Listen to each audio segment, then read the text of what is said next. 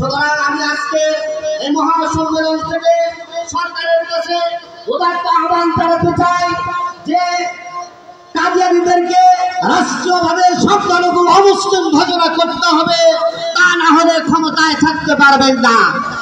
আমার নবী, আপনার নবী, বিশ্ব নবী, নবী মুহাম্মদুর রাসূলুল্লাহ সাল্লাল্লাহু আলাইহি সাল্লাম শেষ নবী। এটা যারা অস্বীকার করেন, যারা মানে নাই, যারা মানে না, তারা শরীয়তের পরিভাষায় কোরআন হাদিসের দৃষ্টিতে তারা কাফের।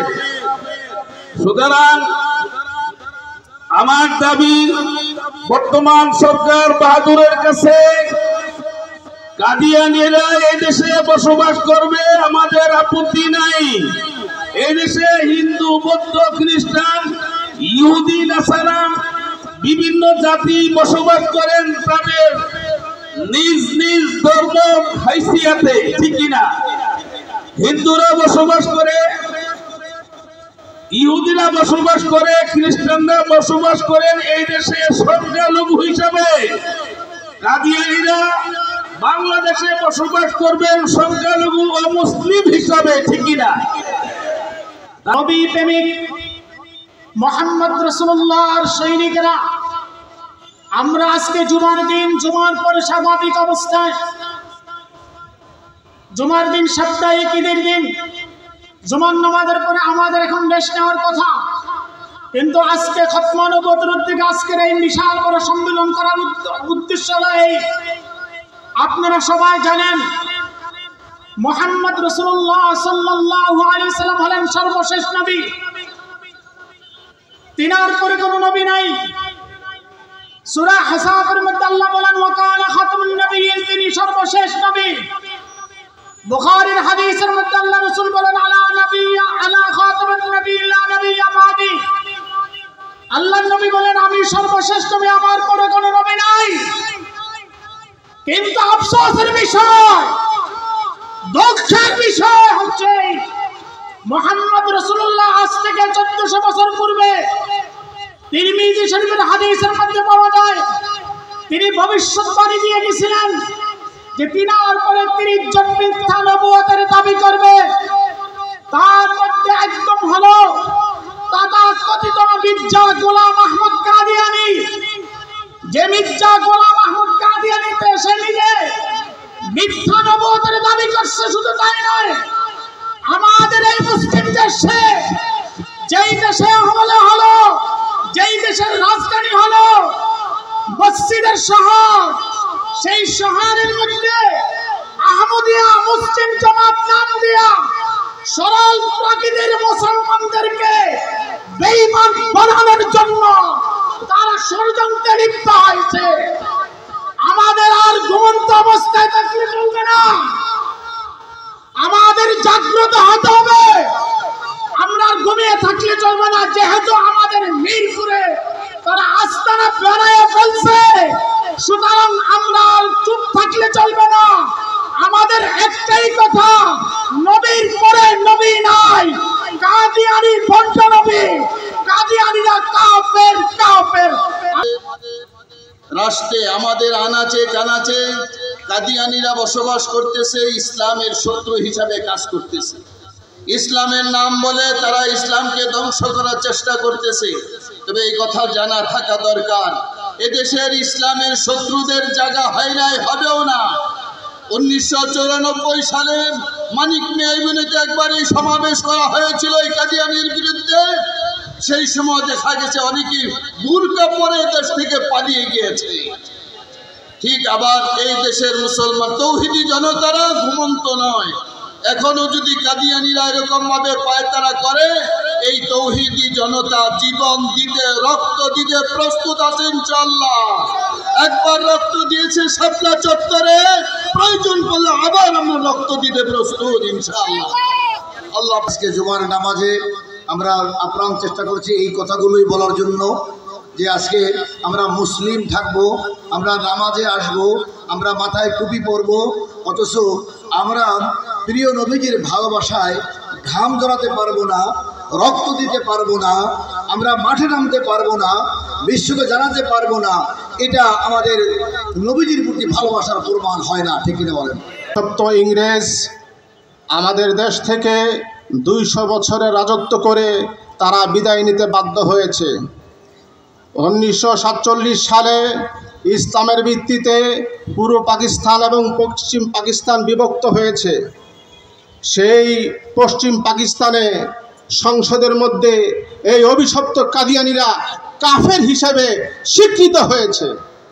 কিন্তু আফসোসের বিষয়, আমরা স্বাধীন হয়েছি 3 বার, সে 47-এ একবার ইসলামের ভিত্তিতে, 71-এ দ্বিতীয়বার বৈষম্য এবং শোষণ, জুলুম, নির্যাতন, নিপীড়নের বিরুদ্ধে, তৃতীয়বার স্বাধীন হয়েছি আমরা এই 24-এ ফ্যাসিস্ট হাসিনাকে সদল বলে এই দেশ থেকে বিতাড়িত করার মাধ্যমে। কিন্তু দুঃখের বিষয়, মুসলমানদের সবচাইতে গুরুত্বপূর্ণ যে আকীদায়ে খতমে নবুয়ত, যেটা আমাকে কবরে জবাবদি হতে হবে, হাসরে জবাবদি হতে হবে, সেই আকীদায়ে খতমে নবুয়ত আমাদের পার্লামেন্টে এখনো বাস্তবায়ন হয় নাই। আমাদের লজ্জা হওয়া দরকার, ঠিক কি ঠিক না? যখন অবিভক্ত ভারতে ইংরেজদের শাসন চলতেছিল এবং শাসনের নামে শোষণ চলতেছিল, ঠিক সেই মুহূর্তে গোলাম আহমদ কাদিয়ানী ইংরেজের দালাল, এই দালালকে তারা সামনে এনে ইসলামের বিভিন্ন অপব্যাখ্যা তারা শুরু করলো। গোলাম আহমদ কাদিয়ানী শুরুতে নিজেকে ইসলামের একজন নিবেদিত প্রাণ ঘোষণা করলো, এরপরে নিজেকে নবুয়তের দাবিদার করলো। যখন মুসলিমদের ভিতরে ইংরেজের বিরুদ্ধে জেহাদের একটা প্রস্তুতি চলতেছে, সেই মুহূর্তেই মূলত কাদিয়ানীকে সামনে আনা হলো, গোলাম আহমদকে, এবং সে বিভিন্ন প্রকার অপব্যাখ্যা করতে লাগলো আল্লাহ সম্পর্কে, রসুল সম্পর্কে। ইংরেজের বিরুদ্ধে জেহাদকে হারাম ফতোয়া দিল, মদকে বৈধ ফতোয়া দিল। ঠিক এই মুহূর্তে শহরের ব্যস্ততম একটা জায়গায়, অবিভক্ত ভারতে শহরের ব্যস্ততম এক জায়গায় নবীর একজন পাগল, সে খতমে নবুয়ত জিন্দাবাদ বলে স্লোগান শুরু করলো। পুলিশ হাজির হয়ে গেল, নবীজির এই পাগলকে 6 থাপ্পড় দিতে লাগলো। যত মারে আর যত থাপ্পড় দেয়, স্লোগান তত বাড়ে, খতমে নবুয়ত। কথা বলে না নবীর পাগলেরা, খতমে নবুয়ত। এবার লাঠির আঘাত শুরু হলো, মারতে মারতে তাকে রক্তাক্ত করা হলো। যত পিটানি হয় তত আওয়াজ বাড়ে, খতমে নবুয়ত। এবার আস্তে আস্তে কোর্টে তোলা হলো, আদালতে। জজ সাহেব ঘোষণা করলেন, তোমার 1 বছর জেল, কয় খতমে নবুয়ত জিন্দাবাদ। তোমার 2 বছরের কারাদণ্ড, খতমে নবুয়ত জিন্দাবাদ। এভাবে 20 বছর তোমাকে জেল দেওয়া হলো। রসুলের পাগলের কণ্ঠ থেকে, নবী প্রেমিকের কণ্ঠ থেকে আওয়াজ বের হলো, খতমে নবুয়ত জিন্দাবাদ। জজ সাহেব এবার বলে, এরে গুলি করে মেরে ফেলা ছাড়া উপায় নাই, যাও আদালতের বাইরে নিয়ে গিয়ে গুলি করে হত্যা করো। এবার নবীর প্রেমিক নাচতে শুরু করলো, আওয়াজ আরো বেড়ে গেল, খতমে নবুয়ত। ওমর যেই মেরে ফেলার হুমকি দেওয়া হলো, এবার তার নাচন আরো বেড়ে গেল, আওয়াজ আরো বেড়ে গেল। জজ সাহেব বলতেছে, মৃত্যুর কথা শোনার পরও যে ব্যক্তি এই আওয়াজ দিতেই থাকে, আসলে তার মেন্টালি সেট আপ ঠিক নাই, সে পাগল। আর পাগলের কোনো শাস্তি হয় না, তাকে মওকুফ করে দেওয়া হোক, তাকে ছেড়ে দেওয়া হোক। এবার আরো লাভ শুরু হয়ে গেল, আরো নাচ শুরু হয়ে গেল, আওয়াজ আরো বেড়ে গেল, খতমে নবুয়ত। এই জন্য আমিও বলতে চাই, খতমে নবুয়ত জিন্দাবাদ। আপনারাও বলুন। এদেশের কোন এমপি মন্ত্রী কাদিয়ানীকে নবী মানে না, কোন রাষ্ট্রপতি কাদিয়ানীকে নবী মানে না, কোন আলেম ওলামা তাকে নবী মানে না। এই জন্য অনতিবিলম্বে বাংলার জমিনে কাফের ঘোষণা করতে হবে, কাদিয়ানীকে কাফের ঘোষণা করতে হবে। তা না হলে খতমে নবুয়তের আন্দোলন চলতে থাকবে, থেমে যাবে না। আমরা জানি ইংরেজরা বাংলাদেশ, এই পাক ভারত উপমহাদেশে মুসলমানদের মধ্যে বিভেদ সৃষ্টি করার জন্যে বহুমুখী ষড়যন্ত্র করেছিল। তার মধ্যে অন্যতম ষড়যন্ত্র হলো গোলাম আহমদ কাদিয়ানীর মাধ্যমে নবুয়তের দাবি করানো। এ গোলাম আহমদ কাদিয়ানি সে ভণ্ড নবী ছিল, ইংরেজদের চাটুকার ছিল। তৎকালীন উলামায়ে কেরাম বিভিন্নভাবে প্রমাণ করেছেন গোলাম আহমদ কাদিয়ানি একটা ভণ্ড নবী, এবং তার জীবন শেষ হয়েছে একটি মুবাহালার মাধ্যমে। তিনি দাবি করেছিলেন, আমি যদি সত্যিকারের নবী না হই তাহলে আমার মৃত্যু হবে পায়খানায়। ইতিহাস প্রমাণিত গোলাম আহমদ কাদিয়ানির মৃত্যু হয়েছে পায়খানায়। কথা পরিষ্কার, বিশ্বের সবকটি মুসলিম রাষ্ট্রে যারা হক্কানি উলামায়ে কেরাম আছেন, ইসলামিক স্কলারগণ আছেন, সবাই ফতোয়া দিয়েছেন তাদের যে আকীদা বিশ্বাস, তাদের যে ধর্মীয় বিশ্বাস, এইগুলোর কারণে তারা মুসলমান থাকতে পারে না, তারা অমুসলিম, তারা কাফের। রাসূলুল্লাহ সাল্লাল্লাহু আলাইহি ওয়াসাল্লামের ইজ্জতের উপরে যদি আঘাত করে তো কোন মুসলমান তা বরদাস্ত করতে পারে না। কথা ঠিক কিনা বলেন?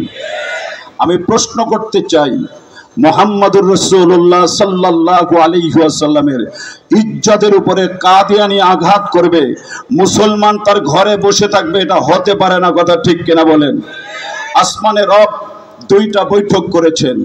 এক বৈঠকে প্রস্তাব পেশ করেছেন, আয় মূসা, তোমাকে তৌরিত নামক কিতাব দিব, ঈসা ইনজিল নামক কিতাব পাইবা, দাউদ তুমি জাবুর নামক কিতাব পাইবা। কিন্তু আজকের এই বৈঠকে প্রশ্ন করতে চাই, আখরি জামানায় একজন পয়গম্বর আমি আমার হাবিবকে পাঠাবো, তাকে তোমরা শ্রেষ্ঠ মানবে কিনা?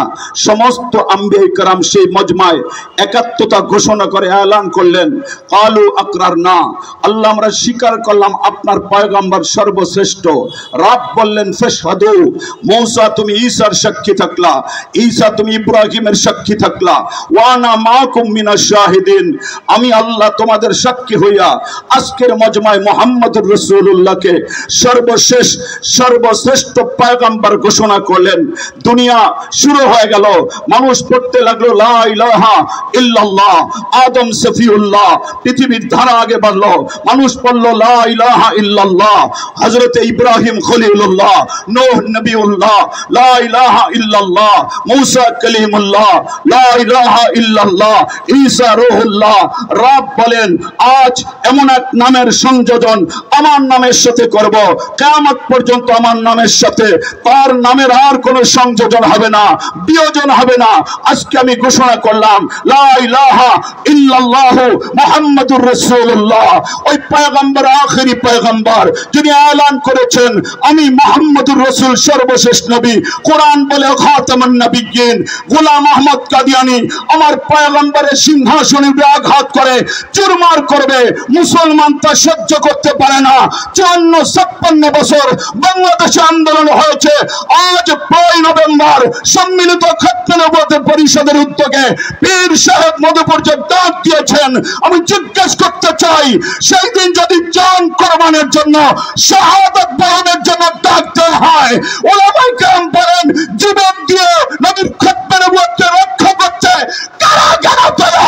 দুই হাত তুলে আল্লাহু আকবার।